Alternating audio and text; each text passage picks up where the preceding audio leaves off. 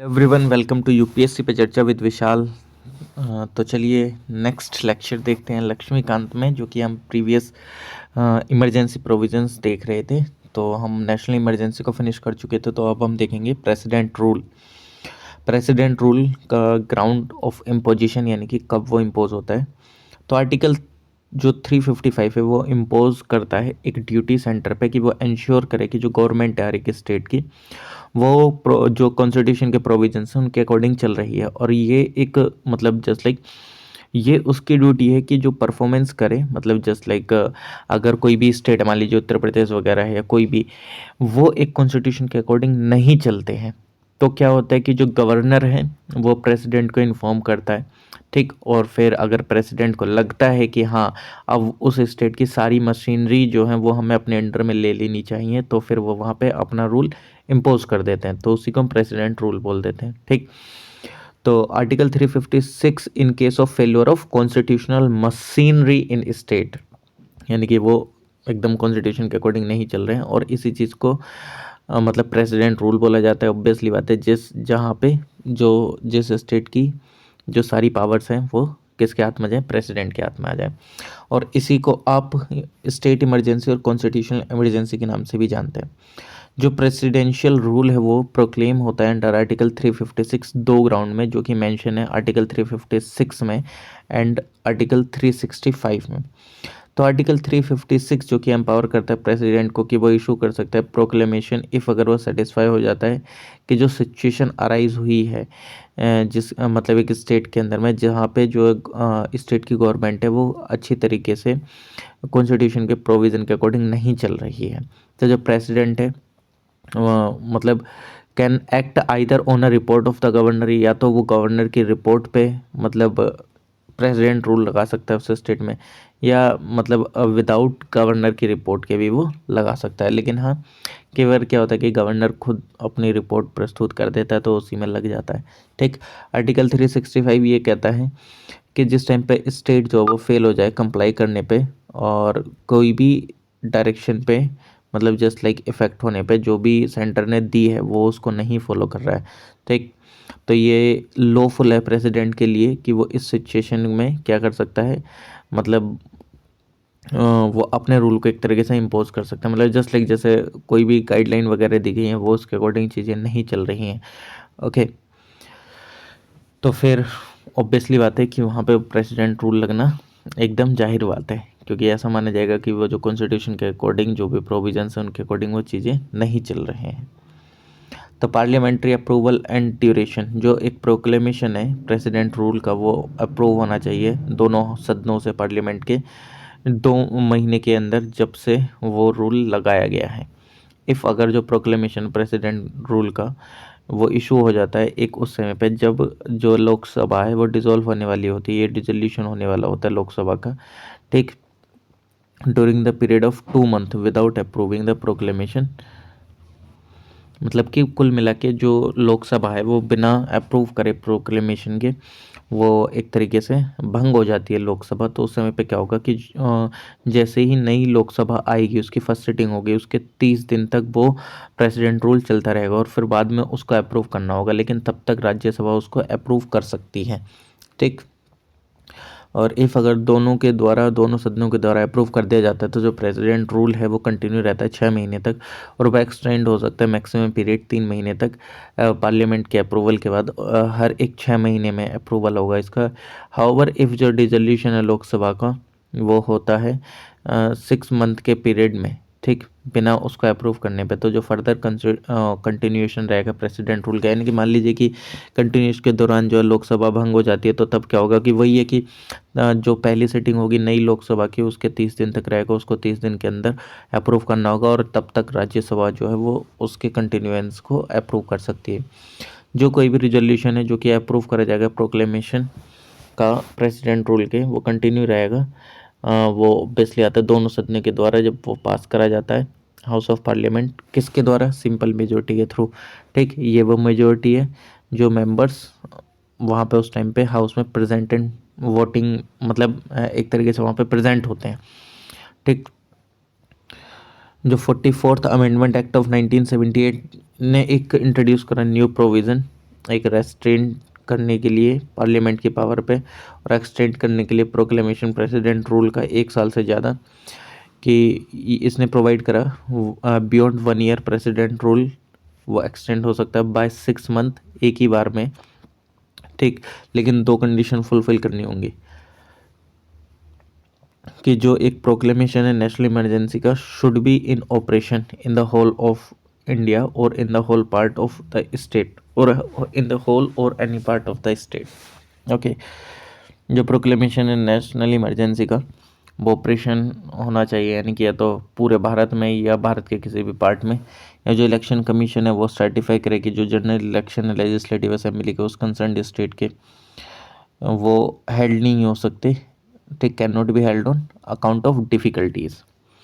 और जो proclamation president rule का वो रिवोक करा जा सकता है प्रेसिडेंट के द्वारा किसी भी समय ठीक है, एक सब्सिक्वेंट प्रोक्लेमेशन के थ्रू। और ये जो प्रोक्लेमेशन है इसको पार्लियामेंट्री अप्रूवल की ज़रूरत नहीं होती है। कॉन्सिक्वेंसेस क्या है इस प्रेसिडेंट रूल के कि जो प्रेसिडेंट है वो एक्वायर कर लेता है पूरी एक्स्ट्राऑर्डिनरी पावर जिस टाइम पे प्रेसिडेंट रूल लग जाता है स्टेट के अंदर में। ये जो है ये सारे फंक्शन ले लेता है स्टेट गवर्नमेंट के, एंड जो पावर होती है गवर्नर के हाथ में और एनी अदर एग्जीक्यूटिव अथॉरिटी के हाथ में स्टेट की, डिक्लेयर कर देता है कि जो पावर है स्टेट लेजिस्लेचर की वो एक्सरसाइज करी जाएगी किसके द्वारा, पार्लियामेंट के द्वारा, यानी कि पूरा उसका स्टेट लेजिस्लेचर का काम पार्लियामेंट करेगी, ठीक। और वो कोई भी नेसेसरी स्टेप ले सकते हैं इंक्लूडिंग कि वो सस्पेंशन भी कर सकते हैं कॉन्स्टिट्यूशनल प्रोविज़न का जो कि रिलेटेड है किसी बॉडी अथॉरिटी से स्टेट के। इसी वजह से जिस टाइम पे जो प्रेसिडेंट रूल इम्पोज होता है किसी स्टेट के अंदर में तो जो प्रेसिडेंट है वो डिसमिस कर देता है स्टेट काउंसिल ऑफ मिनिस्टर जो कि हेड करी जाती है चीफ मिनिस्टर के द्वारा। और जो the state governor on behalf of the president वो कैरी करता है स्टेट एडमिनिस्ट्रेशन किसकी हेल्प से, चीफ सेक्रेटरी की स्टेट की, या कोई भी एडवाइज़र अपॉइंट करे जाएं प्रेसिडेंट के द्वारा। इसी वजह से and this is the reason जिसकी वजह से जो प्रोक्लेमेशन अंडर आर्टिकल 356 इसको इम्पोजिशन ऑफ प्रेसिडेंट रूल कहा जाता है इन ए स्टेट। फर्दर जो प्रेसिडेंट है वो इधर सस्पेंड कर सकता है और डिसॉल्व कर सकता है स्टेट लेजिस्लेटिव असेंबली को, और जो पार्लियामेंट है वो पास कर देती है state legislative bill and state budget.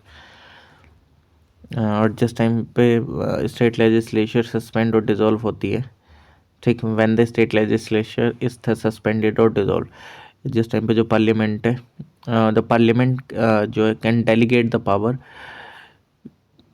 To make laws for the state of the to the president और any other authority specified him in this regard, यानी कि पार्लियामेंट वो अपनी जो पावर है वो कानून बनाने की for the state to the president और to any authority specified him in this regard. Okay, मतलब जिस टाइम पे स्टेट लेजिस्लेचर सस्पेंड होता है तो उस समय पे जो प्रेसिडेंट के द्वारा जिसको अथॉरिटी दी जाए लॉ बनाने की, हालांकि वो पार्लियामेंट ही बनाती है इस केस में, ठीक, तो पार्लियामेंट को अथॉरिटी मिल जाती है प्रेसिडेंट के द्वारा। और ये जो पार्लियामेंट है इन केस ऑफ डेलीगेशन तो जो प्रेसिडेंट और कोई भी अनदर स्पेसिफाइड अथॉरिटी वो लॉ बना सकती है, ठीक, और इम्पोज कर सकती है ड्यूटीज़ सेंटर पे या उसके ऑफिसर पे अथॉरिटीज़ पे कि आपको ये फंक्शन करना है। और जो प्रेसिडेंट है वो ऑथोराइज़ कर सकता है क्या, जिस टाइम पे लोकसभा सेशन में नहीं है, expenditure from the state consolidated fund जो कि पेंडिंग है सैंक्शन के लिए पार्लियामेंट के द्वारा, ठीक। तो जो प्रेसिडेंट है वो प्रोमोगलेट कर सकता है जिस टाइम पे जो पार्लियामेंट है वो सेशन में नहीं है और ऑर्डिनेंस गवर्नेंस के लिए स्टेट के, ठीक। और कोई भी कानून अगर बनाया जाता है पार्लियामेंट के द्वारा, प्रेसिडेंट के द्वारा या किसी भी स्पेसिफाइड अथॉरिटी के द्वारा, वो कंटिन्यू रहेगा इवन जिस टाइम पे प्रेसिडेंट रूल हट भी जाएगा तब भी। इसका मतलब ये है कि जो पीरियड है जिस समय के लिए वो कानून बनाया गया था वो रिमेन इन फोर्स रहेगा, चाहे वो प्रोक्लेमेशन हट भी जाए कोई दिक्कत नहीं है, बट उसको रिपील्ड, ऑल्टर या री इनेक्ट करा जा सकता है स्टेट लेजिस्लेचर के द्वारा, ठीक है। और ये नोट करने वाली बात है कि जो प्रेसिडेंट है वो एज्यूम नहीं करता है अपने आप में सारी पावर, ठीक, can not assume to himself the power, जो कि जो कि उस स्टेट का हाई कोर्ट में होती है, और न सस्पेंड करता है उसके प्रोविज़न जो कि कॉन्स्टिट्यूशन में रिलेटेड होते हैं। और दूसरे शब्दों में कहा जाए कि जो कॉन्स्टिट्यूशनल पोजीशन है, स्टेटस है, पावर एंड फंक्शन जो है कंसर्न स्टेट का हाई कोर्ट का, वो रिमेन सेम रहता है प्रेसिडेंट रूल के समय में भी, यानी कि हाई कोर्ट की पावर कोई भी नहीं ली जाती है। यूज़ ऑफ आर्टिकल 356, तो 1950 से जो प्रेसिडेंट रूल है वो इम्पोज हुआ है वन और मोर देन लगभग 125 ओकेशंस, यानी कि 125 बार से ज़्यादा। और एवरेज देखा जाए तो एक साल में 2 बार, और काफ़ी ज़्यादा बार नंबर ऑफ ओकेजन्स टाइम जो प्रेसिडेंट रूल है वो इम्पोज हुआ है आर्बिट्रेरी मैनर में फॉर पॉलिटिकल और पर्सनल रीजंस के लिए। हेंस जो आर्टिकल 356 है वो one of the most controversial and most criticised provision है कॉन्स्टिट्यूशन का। कंपेयर करते हैं national emergency and president rule को, तो जो नेशनल इमरजेंसी है आर्टिकल 352 में है, और जो प्रेसिडेंट रूल आर्टिकल 356 के अंदर में। तो इसमें देख लेते हैं। तो 352 है, ये प्रोक्लेम होता है ओनली जिस टाइम पे जो सिक्योरिटी ऑफ इंडिया है या कोई भी पार्ट वो थ्रेटेंड हो जाता है बाय वॉर, एक्सटर्नल एग्रेशन और आर्म्ड रेवेलियन। और जो ये 356 है, इसके अंदर में क्या होता है कि ये प्रोक्लेम होता है जिस टाइम पे जो गवर्नमेंट है स्टेट की वो कैरी नहीं करती है accordance with the provision of the constitution due to reasons जो कि which may not have any connection with war, external aggression और आर्म्ड रेवेलियन। नेक्स्ट, कि जिस टाइम पे ये लगता है 352 नेशनल इमरजेंसी, इसके ऑपरेशन के समय जो स्टेट एग्जीक्यूटिव लेजिस्लेचर है वो कंटिन्यू फंक्शन करती है एंड एक्सरसाइज करती है अपनी पावर जो कि असाइंड है उसको अंडर द कॉन्स्टिट्यूशन। और ये इट्स इफेक्ट इज डेट कि जो सेंटर है वो कॉन्करेंट पावर भी पा लेता है एडमिनिस्ट्रेशन लेजिस्लेशन पे स्टेट के, ठीक। लेकिन जिस समय पे ये 356 लगता है तो इसके समय पे जो जितनी भी स्टेट की एग्जीक्यूटिव है वो पूरी डिसमिस हो जाती है, एंड जो स्टेट लेजिस्लेचर है वो या तो सस्पेंड हो जाती है, डिसॉल्व हो जाती है, और जो प्रेसिडेंट है वो एडमिनिस्टर करता है स्टेट को गवर्नर के थ्रू, एंड पार्लियामेंट जो है वो उसके लिए कानून बनाती है। और जो अगर इन ब्रीफ देखें तो जो एग्जीक्यूटिव लेजिस्लेटिव पावर स्टेट की वो एज्यूम कर ली जाती है सेंटर के द्वारा, ठीक। तो इस चीज़ को ध्यान में रखिएगा।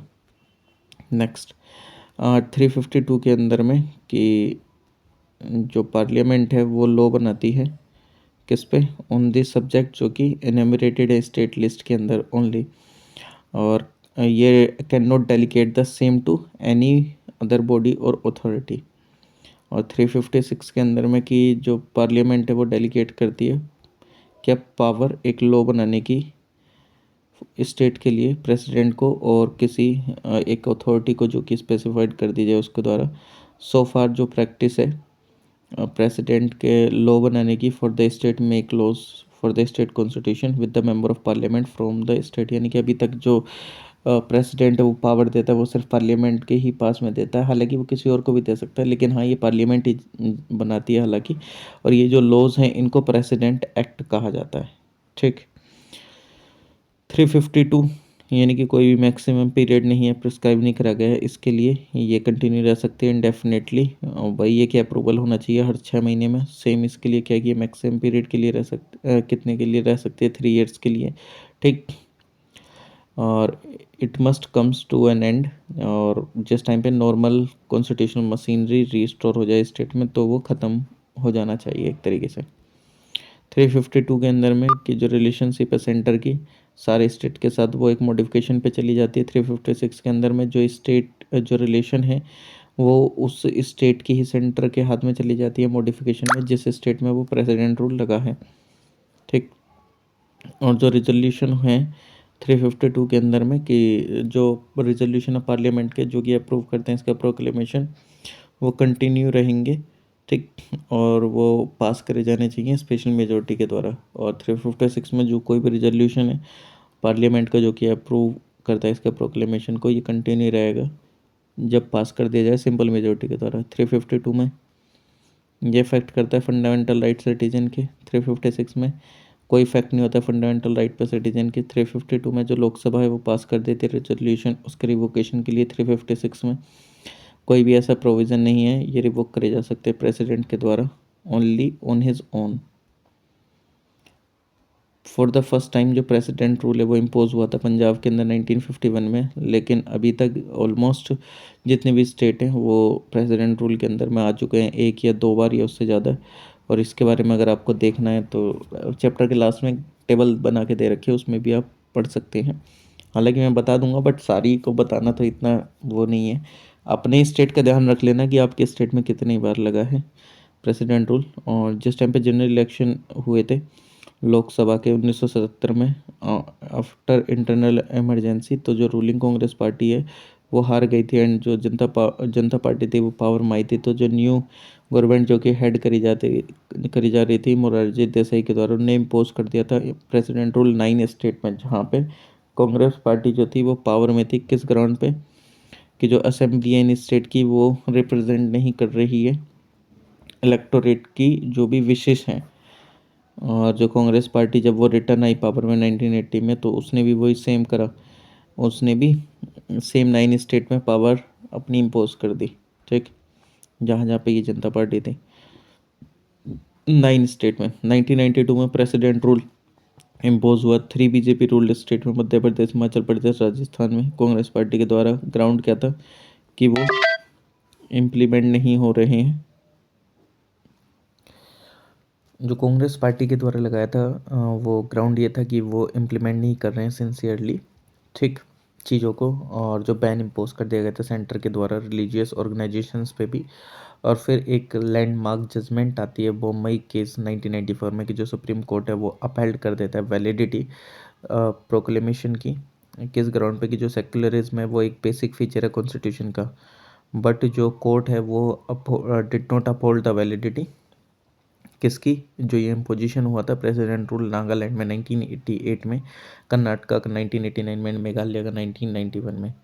डॉक्टर बी आर अम्बेडकर जिस टाइम पे रिप्लाई कर रहे थे क्रिटिक्स का प्रोविजंस का जो कि कॉन्स्टिट्यूएंट असेंबली में थे, वो होप्ड डेट की जो ड्रास्टिक पावर है जो कि कन्फर करी गई है आर्टिकल 356 का, वो एक would remain a dead letter, and वो यूज़ करी जाती है as a measure of last resort. ठीक, वुड बी यूज्ड ओनली, मतलब इसको एज अ लास्ट रिजोर्ट के फॉर्म में यूज़ करा जाना चाहिए कि अब आपके पास कुछ नहीं बचा है तो चलो भाई अब इसका इस्तेमाल कर लेते हैं। इन्होंने ऑब्जर्व करा कि जो इंटरवेंशन है सेंटर का वो must deem to be barred because जो that would be an invasion on the sovereign authority of the provision state. That is a fundamental proposition which we must accept by reason of the fact that we have a federal constitution. That being so, if the center is to interfere in the administration of provincial affair, it must be under some obligation which the constitution imposes upon the center. The proper thing we ought to expect is that such article will never be called into operation, and they would remain a dead letter if at all they are brought into operation. I hope the president who is endued with this power will take proper precautions before actually suspending the administration of the province. यानी कि कुल मिला के ये कि जो intervention है state के द्वारा या जो भी बार करा गया है एक तरीके से, वो एक चीज़ों का ध्यान रखे, हर एक चीज़ का सॉवरेन अथॉरिटी है प्रोविंसेस की। ठीक, और जो एक मतलब उसमें एक कोई एक रीज़न हो कि हाँ भाई इस तरीके से आपने ये लगाया, प्लस जो भी प्रेसिडेंट उस तरीके की चीज़ें लगा रहा है तो उसके ऊपर ये चीज़ है कि वो एक तरीके से प्रॉपर प्रोकॉशंस लेके चीज़ों को आगे कैरी फॉरवर्ड करे। ठीक, हाउएवर जो सब्सिक्वेंट इवेंट है वो ये बताता है कि to be a dead letter of the constitution has turn to be a deadly weapon against a number of state government. यानी कि ये जो डेड लेटर है एक तरीके से डेड लेटर वो कई बार डेडली वेपन की तरह यूज़ करा जाने लगा स्टेट लेजिस्लेटिव असेंबलीज के रिगार्डिंग में। इस कंटेक्स्ट में एच वी कामत जो कि मेंबर थे कॉन्स्टिट्यूएंट असेंबली के, उन्होंने कमेंट करा अ डिकेड एगो कि doctor B R Ambedkar is dead and the articles are very much alive. Scope of judicial review, यानी कि जुडिशियल रिव्यू हो सकता है कि नहीं हो सकता उसके बारे में देखते हैं। जो 38 अमेंडमेंट एक्ट है 1975 का, उसने satisfaction made the satisfaction of the president in working article 356 final and conclusive which could not be challenged in any court on any ground. यानी कि एक तरीके से इसमें यानी कि प्रेसिडेंट सेटिस्फाई हो जाना चाहिए, तो जो प्रेसिडेंट का सेटिस्फेक्शन है वो चैलेंज नहीं हो सकता किसी भी ग्राउंड पे किसी भी कोर्ट के अंदर में। ठीक है, जो 38 अमेंडमेंट आया था 1975 इसके थ्रू, बट ये जो प्रोविज़न है वो डिलीट कर देगा 44th अमेंडमेंट एक्ट 1978 के थ्रू कि जो सेटिस्फेक्शन है प्रेसिडेंट का वो बियॉन्ड नहीं है जुडिशियल रिव्यू से। और बम्बई केस 1994 में जो फॉलोइंग प्रोविज़न थे वो लाए गए प्रेस सुप्रीम कोर्ट के द्वारा, ठीक, on imposition of president rule in A state under article 356 कि जो प्रेसिडेंशियल प्रोक्लेमेशन है इम्पोज करने का प्रेसिडेंट रूल का, वो सब्जेक्ट टू जुडिशियल रिव्यू, और जो सेटिस्फेक्शन है प्रेसिडेंट की वो बेस्ड होनी चाहिए रेलेवेंट मटेरियल पे, और जो एक्शन है प्रेसिडेंट का वो स्ट्रक डाउन करा जा सकता है कोर्ट के द्वारा इफ़ अगर वो बेस्ड है रिलेवेंट और एक्सटेनियस ग्राउंड्स पे, और इफ़ अगर उस वो पाया जाता है मेलाफाइड और परवर्स, ठीक। और जो बर्डन है वो सारा सेंटर के ऊपर रहेगा, वो ये प्रूफ करने का कि जो रिलेवेंट मटेरियल है एग्जिस्ट कर रहा है और जस्टिफाई कर रहा है प्रेसिडेंट के रूल का इम्पोजिशन। जो कोर्ट है वो नहीं जा सकता है करेक्टनेस में मटेरियल की और उसकी इन एडुकेशन में, बट वो देख सकता है वेदर ये रिलेवेंट है एक्शन और नहीं। इफ़ जो कोर्ट है वो होल्ड करता है प्रेसिडेंशियल प्रोक्लेमेशन अनकॉन्स्टिट्यूशनल इनवैलिड, तो उसके पास पावर है कि वो रिस्टोर कर सकता है डिसमिस्ड स्टेट गवर्नमेंट को, रिवाइव कर सकता है स्टेट लेजिस्लेटिव असेंबली को, इफ़ अगर वो सस्पेंड या डिसॉल्व कर दी गई है तो। जो स्टेट लेजिस्लेटिव असेंबली है वो डिज़ोल्व होनी चाहिए only after the parliament, if अगर उसको अप्रूव कर देती है प्रेसिडेंशियल प्रोक्लेमेशन को, और until such approval is given the president can only suspend the assembly, यानी कि जब तक वो अप्रूवल नहीं आता तब तक वो असेंबली को ही सस्पेंड कर सकता है। और इन केस जो पार्लियामेंट होती है वो फेल हो जाती है अप्रूव करने में प्रोक्लेमेशन, तो असेंबली जो है वो रीएक्टिवेट भी हो जाएगी। Secularism one of the basic feature constitution का, इस वजह से जो स्टेट गवर्नमेंट है वो परस्यू करती है एंटी सेक्युलर पॉलिटिक्स, जो कि लाइबल है एक्शन के लिए अंडर आर्टिकल 356, यानी कि उसको परस्यू करना ही है एंटी सेक्युलर पॉलिटिक्स को, ये नहीं कि उसमें कोई भी धर्म की राजनीति वगैरह करे, ठीक। और जो क्वेश्चन है कि ये जो स्टेट गवर्नमेंट है वो लूज़ कर देती है कॉन्फिडेंस लेजिस्लेटिव असेंबली के अंदर में, वो डिसाइड होगा on the floor of the house, and until that is done the ministry should not be unseated, okay. और जब न्यू पॉलिटिकल पार्टी एज्यूम करती है पावर सेंटर में तो इट उसके पास अथॉरिटी है कि वो डिसमिस कर सकती है मिनिस्ट्रीज जो कि फॉर्म करी गई हैं अदर पार्टीज़ के द्वारा स्टेट्स में। और जो पावर है अंडर आर्टिकल 356 वो एक एक्सेप्शनल पावर है एंड यूज़ करी जाएगी only occasionally to meet the requirement of special situations, cases of proper and improper use. Based on the report Sarkaria commission centre and state relation 1988, जो supreme court है इन Bombay case 1994, उसने analyst करी situation जहाँ पे जो exercise करी जा सकती है power under article 356 could be proper और इम्प्रॉपर। जो इम्पोजिशन है प्रेसिडेंट रूल का किसी भी स्टेट में वो प्रॉपर है फॉलोइंग सिचुएशन में, जब वेयर मतलब जिस टाइम पे आफ्टर जनरल इलेक्शन जो कि असेंबली के होते हैं और कोई भी पार्टी सिक्योर नहीं करती है मेजोरिटी तो वो हंग असेंबली हो जाती है, तो उस समय पे प्रेसिडेंट रूल जो लगना एक प्रॉपर है। या जिस टाइम पे जो पार्टी है वो मेजोरिटी में असेंबली में लेकिन डिक्लाइन कर देती है असेंबली में डिक्लाइन कर देती है मिनिस्ट्री फॉर्म करने के लिए, एंड जो गवर्नर है वो फाइंड नहीं कर पाता है कोई भी कोएलिशन मिनिस्ट्री, ठीक, commanding a majority in the assembly. और या जिस टाइम पे जो मिनिस्ट्री वो रिज़ाइन कर देती है असेंबली में हारने के बाद एंड कोई भी पार्टी इच्छा जाहिर नहीं करती है और एबल नहीं होती है फॉर्म करने के लिए मिनिस्ट्री, ठीक, या कोई भी कॉन्स्टिट्यूशनल डायरेक्शन दी गई सेंट्रल गवर्नमेंट के द्वारा वो डिसरिगार्ड करती जाती है स्टेट गवर्नमेंट के द्वारा, या कोई भी इंटरनल सबवर्जन होता है जहाँ पे फॉर एग्जांपल जो गवर्नमेंट है वो डेलिबरेटली एक्ट करती है अगेंस्ट द कॉन्स्टिट्यूशन एंड जो लॉ है वो एक फोमेंटिंग अ वायलेंट रिवोल्ट। और फिजिकल ब्रेकडाउन हो जाता है जहाँ पे जो गवर्नमेंट है विलफुली रिफ्यूज़ कर देती है डिस्चार्ज कॉन्स्टिट्यूशनल ऑब्लिगेशन का and endangering the security of the state.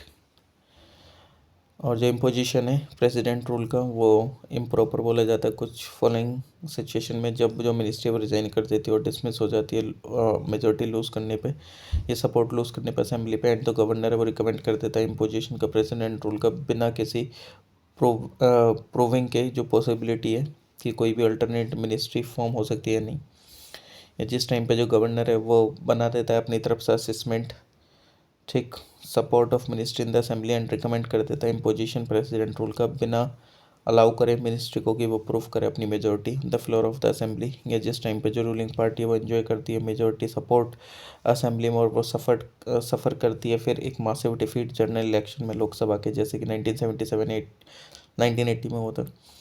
Internal disturbances जो हैं वो मतलब not amounting to internal subversion और physical breakdown.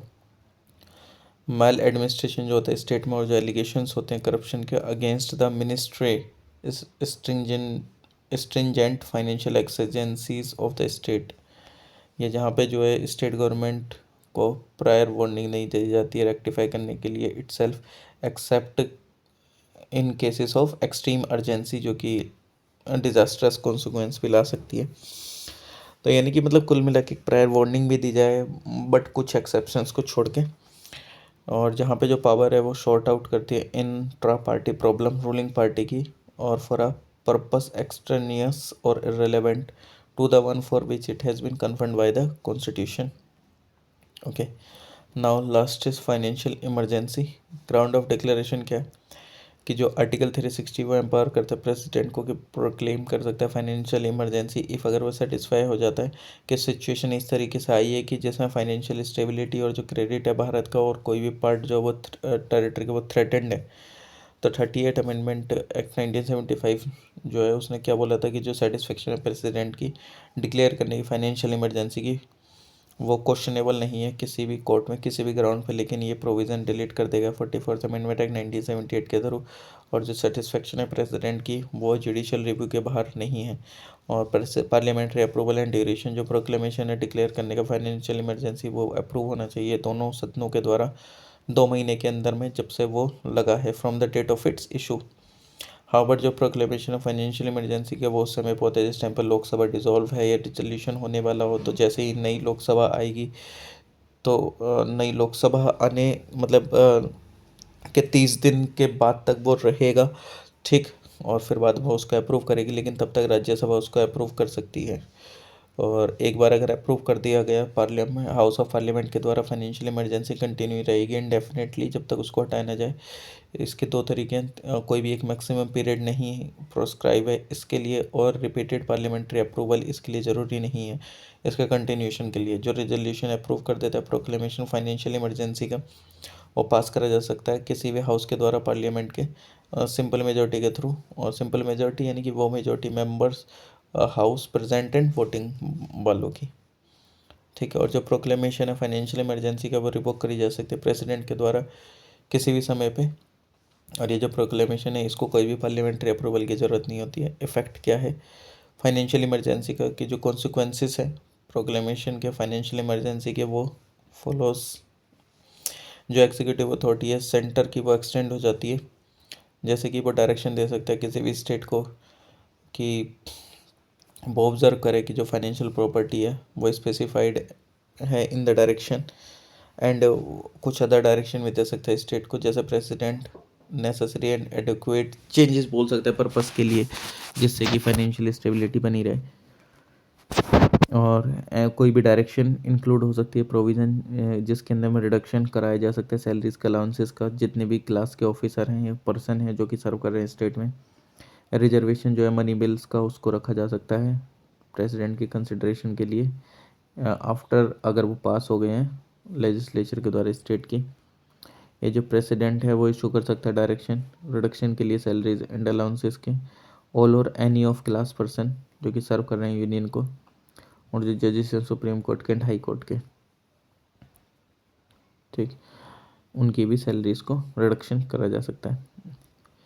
During the operation of financial emergency जो सेंटर है वो एक्वायर कर लेता है फुल कंट्रोल स्टेट के फाइनेंशियल मैटर पे भी। एच एन कुंजरू जो कि मेंबर थे कॉन्स्टिट्यूएंट असेंबली के, उन्होंने बोला कि जो फाइनेंशियल इमरजेंसी का प्रोविजन है वो एक सीरियस थ्रेट है फाइनेंशियल ऑटोनॉमी के ऊपर स्टेट की। लेकिन एक्सप्लेन करा रीज़न इसके इंक्लूजन का कॉन्स्टिट्यूशन में डॉक्टर बी आर अम्बेडकर ने कॉन्स्टिट्यूएंट असेंबली में कि जो आर्टिकल है ये मोर और लेस फॉलो करता है पैटर्न जिसको हम नेशनल रिकवरी एक्ट जैसे है यूनाइटेड स्टेट का जो कि पास हुआ था 1933 में, जो कि प्रेसिडेंट को पावर देता है कि वो सिमिलर प्रोविज़न बनाए जिससे कि रिमूव करी जा सके डिफ़िकल्टीज इकोनॉमिक एंड फाइनेंशियली, और जो कि ओवरटेकन करा गया था अमेरिकन पीपल के द्वारा जिस टाइम पे ग्रेट डिप्रेशन भी आया था।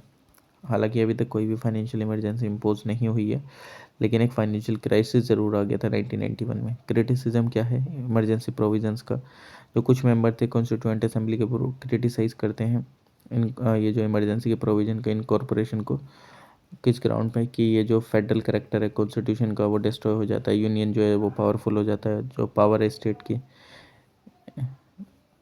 और यूनियन की एंड यूनिट्स की वो एंटायरली कंसंट्रेट हो जाती है यूनियन एग्जीक्यूटिव का हाथों में, प्रेसिडेंट जो है डिक्टेटर बन जाता है, जो फाइनेंशियल ऑटोनॉमी स्टेट की वो नलीफाइड हो जाती है, फंडामेंटल राइट मीनिंगलेस हो जाते हैं, और जो डेमोक्रेटिक फाउंडेशन है कॉन्स्टिट्यूशन की वो डिस्ट्रॉय हो जाती है।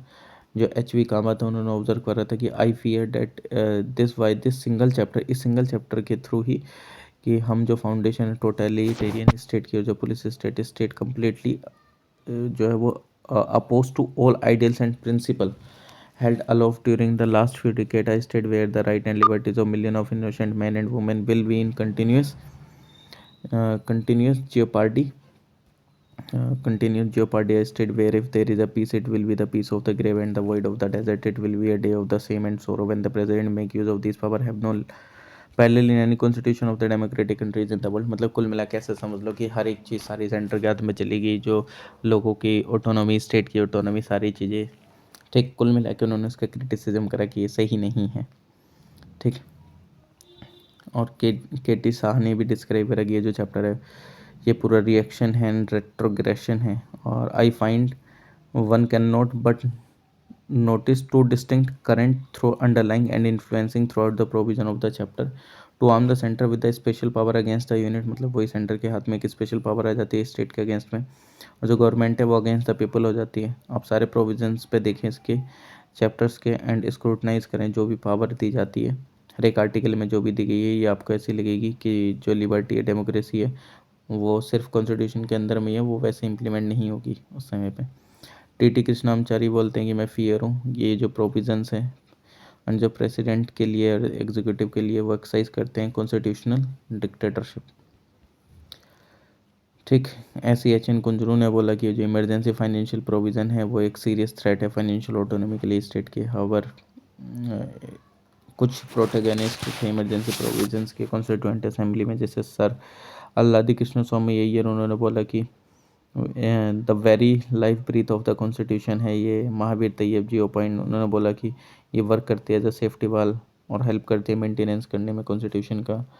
और इमरजेंसी के प्रोविजन को डिफेंड करते हुए कॉन्स्टिट्यूएंट असेंबली में डॉक्टर बी आर अम्बेडकर ने भी एक्सेप्ट करा कि जो पॉसिबिलिटी है इसके मिसयूज़ की हो सकती है। उन्होंने ऑब्जर्व करा, I do not altogether deny that there is a possibility of the article being abused or employed for political purpose। कि मैं इस बात से डिनाई नहीं करता हूँ कि ये जो प्रोविजंस हैं आर्टिकल्स के, इनका मिसयूज़ नहीं हो सकता है ये पॉलिटिकल पर्पस के लिए।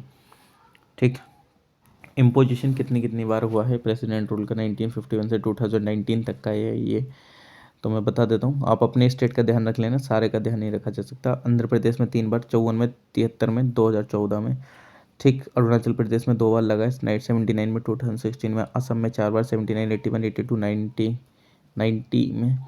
बिहार में 8 बार, 1968, 69, 72, 77, 80, 95, 99, 2005। छत्तीसगढ़ में अभी नहीं लगा है। गोवा में 5 बार, 66, 79, 90, 99, 2005 में। गुजरात के अंदर में 5 बार लगा है, 71, 74, 76, 90, 80, 19, 96। हरियाणा में 3 बार लगा है, 67, 77, 91। हिमाचल प्रदेश में 2 बार, 77 और 92 में लगा है। झारखंड में 3 बार लगा है, 2009, 2010, 2013। कर्नाटक में 6 बार लगा है, 71, 77, 89, 90 तो 2007, 2007। केरला में 5 बार, 56, 59, 64, 70, 79 में। मध्य प्रदेश में 3 बार, 77, 80, 92। ठीक, महाराष्ट्र में 2 बार, 1980, 2014 में। मणिपुर में 10 बार, 67, 67, 69, 73, 77, 79, 90, 81, 90, 92, 1993, 2001। मेघालय में 2 बार, 1991, 2009। मिजोरम में लगा है 3 बार, 77, 78, 88। नागालैंड में 4 बार, 75, 88, 92, 2008। उड़ीसा में 6 बार, 61, 71, 73, 76, 77, 80। पंजाब में 8 बार, 51, 66, 68, 71, 77, 80, 83 और 87 में। राजस्थान में 4 बार लगा है, 67, 90, 1977, 80, 92। सिक्किम में 2 बार, 78 और 84 में। तमिलनाडु में 4 बार, 76, 1980 में, 88 में, 1991 में। तेलंगाना में अभी नहीं लगा है। त्रिपुरा में 3 बार लगा है, 71, 77, 93। उत्तराखंड में 2 बार, 2016, 2016। उत्तर प्रदेश में 9 बार, 68, 70, 73, 75, 77, 80, 92, 95, 2002। वेस्ट बंगाल में 4 बार, 62, 68, 1970। और 1971 में भी वेस्ट बंगाल का ही था ये। यूनियन टेरिटरी दिल्ली में 2014 में लगा, एक बार पुडुचेरी में 6 बार, 68, 74, 74, 78, 83, 91। जम्मू कश्मीर में एक बार 2019 में, वही जिस टाइम पर उसको यूनियन टेरिटरी बनाया गया। आर्टिकल जो कि रिलेटेड है प्रोक्लेमेशन ऑफ इमरजेंसी, ये तो पूरे ही हम इन डिटेल पढ़ के आ रहे हैं। ओके, तो चलिए नेक्स्ट यूनिट स्टार्ट करेंगे अगली वीडियो में, जो कि है पार्ट 3 सेंट्रल गवर्नमेंट के बारे में, जिसके अंदर हम कौन कौन से चैप्टर देखेंगे। ये तो कौन सा था, 17, हाँ 16 हो गए, 17 प्रेसिडेंट वाइस प्रेसिडेंट, यानी कि 17 से लेकर 29 चैप्टर तक हम इसमें देखेंगे। तो bye everyone, take care, please like share comment and subscribe, thank you.